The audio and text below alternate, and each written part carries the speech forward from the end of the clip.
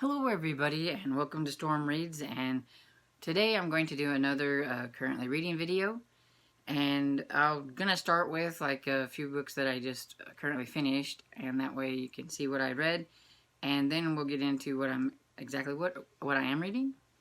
And so I did finish There's a Murder Afoot by Vicky Delaney, and this is number 5 in the Sherlock Bookshop Mysteries. And this was probably one of my favorite ones. Don't like that it's white. It's really hard to do with the Kindle. It's one of my favorite ones. This one is actually set in London. The whole gang, it seems like, gets to go to London, which was really cool. They're having a Sherlock Holmes convention, and Gemma, the lady that owns the bookshop that's all about Sherlock Holmes, she is asked to be a speaker in the convention to do with selling books with like Sherlock Holmes themes and stuff like that. And so she goes, and her boyfriend, the detective, wants to go, so he gets vacation. Her friend that owns the Mrs. Hudson Tea Room, which is right next door, she decides she wants to go, and then Donald, who is like this Sherlock Holmes like aficionado and like a huge fan, he goes, and then her friend Grant, who works with rare books and everything, he wants to go because he thinks maybe he can find some books for some buyers that he knows. So they all go to London, and of course her parents still live there, and her sister. And so we get to know them, and the guy that ends up murdered had an altercation with her father, and so of course he's like the prime suspect, and so she has to figure out what happened. And so it was pretty good. I really liked it. And this one comes out in January from Crooked Lane, and I would give it 4 stars. I really liked it. Then I finished, these all have bad covers when it comes to lighting. Not that they're bad. But Bury Your Dead by Louise Penny. This is number 6, I believe, in the Chief Inspector Gamache series. And I really like this one. It's probably maybe my second favorite one out of the series so far. This one has a little bit of a carryover from the last book, which I liked, and then it would also, something happens to the chief inspector, which I can't say. Anyway, he's on leave, and while he's on leave, there is a murder, and he helps his old mentor kind of figure out what happened, and it was really good. I liked it. My goal is for next year is to catch up on this series. So you'll be seeing a lot of Louise Penny in the future because I want to catch up. To do that, I have to read, I think, 9 more books. I can do this. I can do it. We'll see. I listened to this one, and I can't remember the guy's name. Is Ralph Coles? Anyway, I can't remember. But he's pretty good. I like him. And then, let's see, I give that one 4 stars. And then I read A Killer Keepsake by Ellery Adams. And this one, I never can remember what number I'm on. I think it's number 5 in the Antiques and Collectibles series. It's either 5 or 6. It's around there. And in this one, it involves a doll collections and doll collectors. Dolls are creepy. I don't like doll collectors, but this one involves doll collectors, and Molly is interviewing them because she works for Collectors Magazine, and one of the people in the group is murdered, and she is not supposed to be helping the police anymore because now she's married and her husband doesn't want her to. But the guy asked, the police guy, I think he's the detective. He asked her for some help, just, with the doll collectors because she knows them and everything. And so she does end up getting involved again, and then she can't seem to help herself. She gets involved deeper and deeper and everything. And there's quite a few suspects, and I didn't have it figured out at the end, which I like it when that happens. And so there's that. And 4 stars. Okay, so now for what I'm currently reading, and that would be Iron and Magic by Iona Andrews.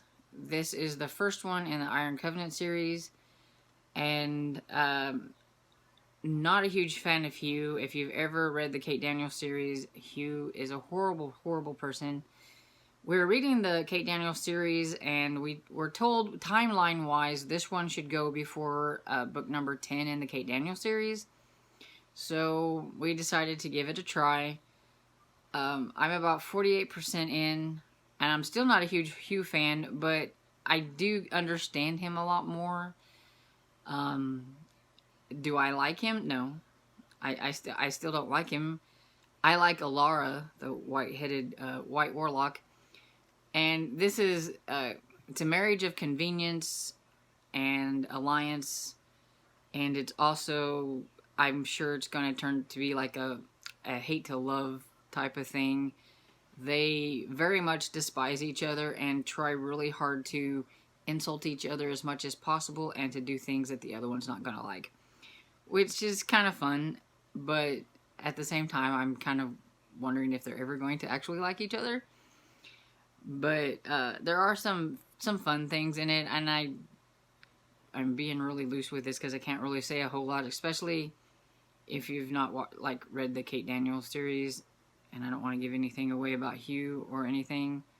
But yeah, it's okay. I'm enjoying it. Not as much as Kate Daniels, but it's still not been too bad.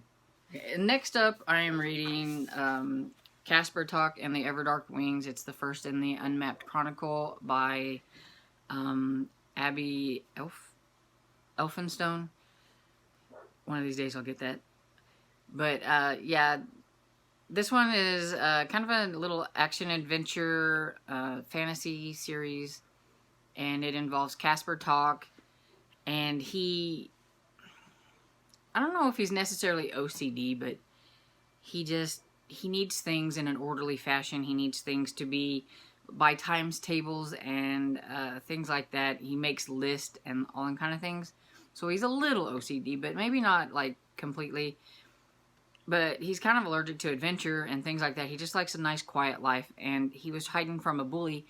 And when he hides from the bully, he gets into this old grandfather clock. And then this piece started glowing. And then all of a sudden, he is in a whole new world. And the girl in it, her name is Utterly Thankless, and Utterly thinks that he's a criminal because she's never seen him before, and they're having problems in Rumblestar, and she thinks he's the one that's been messing with the marbles, and so she proceeds to try to take him to meet the wizard. I can't remember what they're called. The Lofty Husk, I think, or something like that. Anyway, they're like the wizards in the place. And then she finds out that maybe things aren't what she thought they were. And so then she ends up rescuing him from the dungeon. And they go on this adventure because she reads this note that she got from a tree. And she didn't read the whole thing because she didn't flip it over. And then when she flips it over, it says she's supposed to go on an adventure with Casper. And so that's the only Casper she knows. So she has to get him in so they can go on this adventure. And there's all kinds of things going on. I'm almost halfway through. I'm almost there. It's not too bad. I really like it. The names and stuff are a little weird and strange, but I know that young readers and stuff will enjoy it. And I can't wait to see how it ends and if they figure things out. And hopefully it doesn't leave me on a big cliffhanger, because I do know this is a series. And this one comes out in January, and it's from Simon & Schuster. The next up we have Shunned and Dangerous by Laura Bradford, and this is number 4 in the Amish Mystery. Okay, so it's number 4 in an Amish Mystery series, and I really enjoy this series. It's a lot of fun. I don't read a whole lot of Amish stuff, but if I'm going to do it, mysteries are a good way to do it. It's about Claire, who runs the Heavenly Treasures. Um, it's like a place where she sells soaps and knickknacks and things like that, and she also sells the Amish things in there too, and she helps them because she gets a little bit of money off of it, and then they get money too. And she has a young girl that's Amish girl that helps her run the store. And the detective in this series is ex-Amish. And I say ex-Amish because he's been exiled, I guess, or shunned, or whatever you want to call it. Excommunicated, I guess it is. And because he decided to become a policeman and leave the Amish way after he was baptized, which is a big no-no, because they give you a chance to decide what you want to do before you're actually baptized into the Amish way. And since he had done that and then he changed his mind, his family won't talk to him. And in this one, it's really hard for him because he's the detective in this Amish community, and the guy that was murdered was found on his father's property, so he's gonna have to talk to him eventually.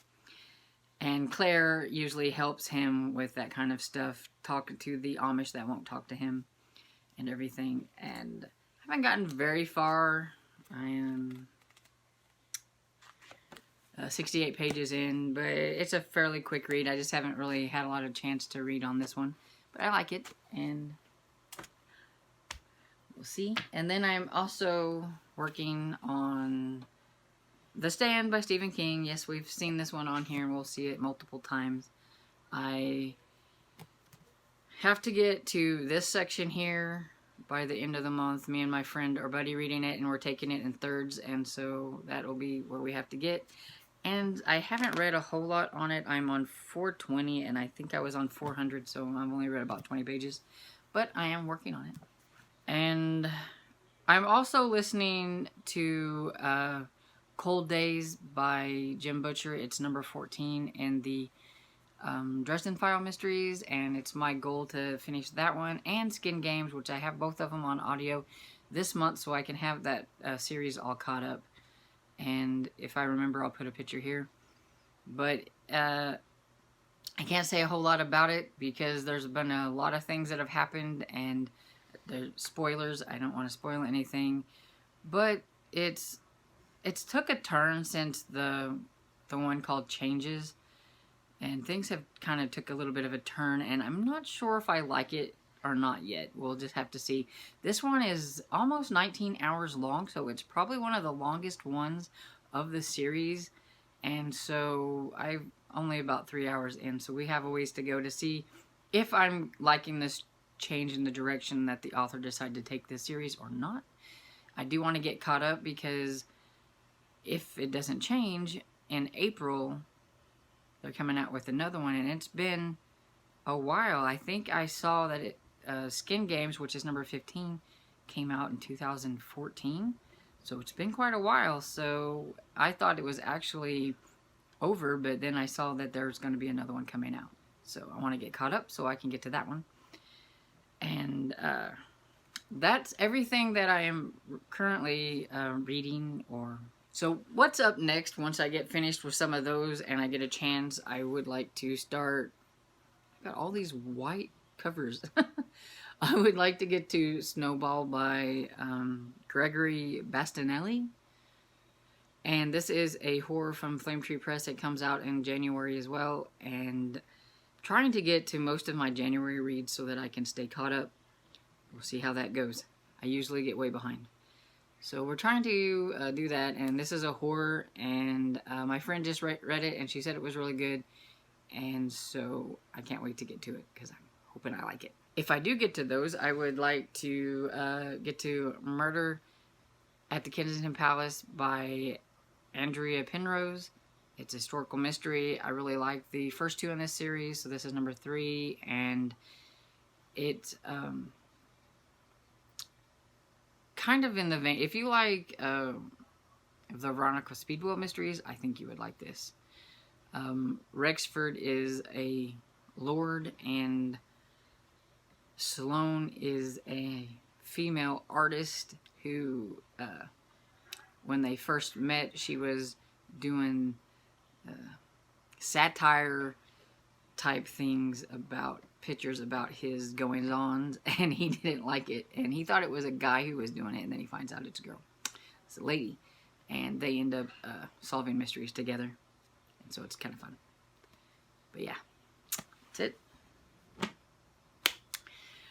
There you have it. That's everything that I have read or currently reading or I'm wanting to read soon.